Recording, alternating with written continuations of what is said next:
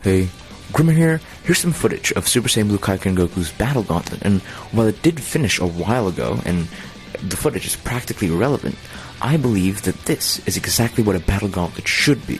Now, to explain what I mean, I'll have this footage running in the background as well as I explain, but when I think of the Battle Gauntlet, I imagine this really difficult game mode. I mean, if you think about it, it's 100 floors, 100 levels, each guarded with a really powerful boss, so you'd expect it to be difficult, and it's even advertised to get more difficult as you progress.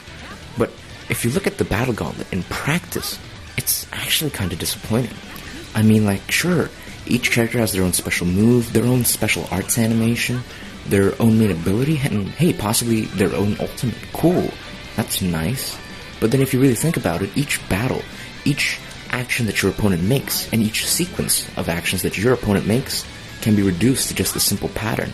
A pattern that eventually won't be too foreign to you because you're gonna have to fight the same boss over and over again for 100 floors. And you know what's interesting about that is that out of 100 floors in the Battle Gauntlet, you can skip the first 79. So if you really think about it, it's a game mode with only, what's that, 21 floors? And it's not like I have a problem with 21 floors, because that's still a lot, but at least make it challenging, at least make it a balance between being fun, difficult, and unique. Because if each boss is going to be the same as every other boss, then what's separating one Battle Gauntlet from another? And I guess that leads off into why this Super Saiyan Blue Kaioken Goku Battle Gauntlet is so good.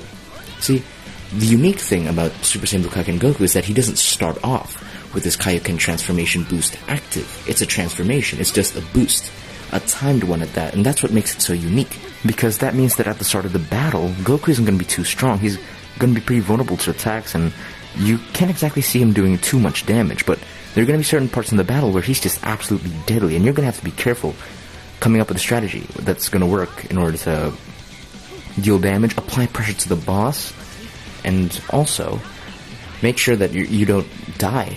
Because here, Goku just detransformed, and now he's back in regular Super Saiyan Blue, and he still did that much damage with his blue card, which is insane. That's why I'm bringing Future Gohan for endurance. But the thing is that if Goku catches you lacking while his Kaioken boost is active, you could lose a core member of your team, and that could completely kill the run. I actually really like that, because Dragon Ball Legends is a fast-paced game, and rewarding your players for focusing up and actually taking the battle seriously in order to win is great.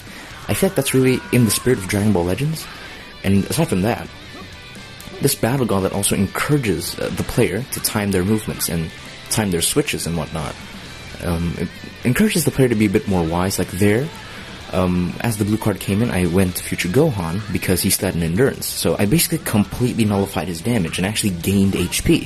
Unfortunately, I did lose my endurance, but hey, that's not too big of a deal. Here, Future Trunks goes for the Final Flash. That's excellent, and again, like, you're meant to actually focus, not like me just now. Because taking those hits, like, it's not a big deal, because Trunks is a defensive character, and that's why he's on the team. He's meant to take damage and perform a relatively powerful counterattack. It shows that you need to pay more attention to your team composition, and here, you can see another weakness of the Battle Gauntlet, or just the game in general, is that the AI is very passive, and tends to take some time to initiate and actually start doing something.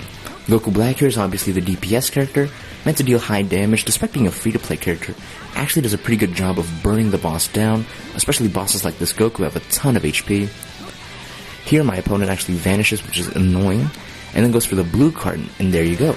This is like intense, right? Because Future Gohan and Trunks do have the damage, they have what it takes to deal damage, but they're largely defensive, and they're meant to just take over when Goku Black's combo ends. And because he's gone, things just got way more intense and the pressure is on. Especially considering that this Goku is at 2 million HP, like, he's almost down. But look at that damage that he's doing to me, like, that is a lot. And then he goes for the Rising Rush as well. Like, this was fun, and this was intense. The adrenaline rush was crazy. Anyways, back to my opponent's Rising Rush. When it comes to AI, usually Rising Rushes are a bit tough to predict, and it ultimately comes down to luck. And I was pretty lucky there. Trunks here really shows his use as a defensive character because he can heal with his green card, and that really helps in situations where he only has 1 HP, like just now. The opponent is on his last bar here. Goku was almost down, and I managed to finish it off with Trunks. There you have it. That was the Battle Gauntlet. that was a little bit more unique than others, and also the one that challenged the players into being more critical in how they play. Leave a like if you enjoyed this video of me talking, and tell me in the comments if you agree with my take on the Battle Gauntlet. Aside from that, don't forget to subscribe, and yeah, I think that's gonna do it for this video. Bye, and thanks for watching.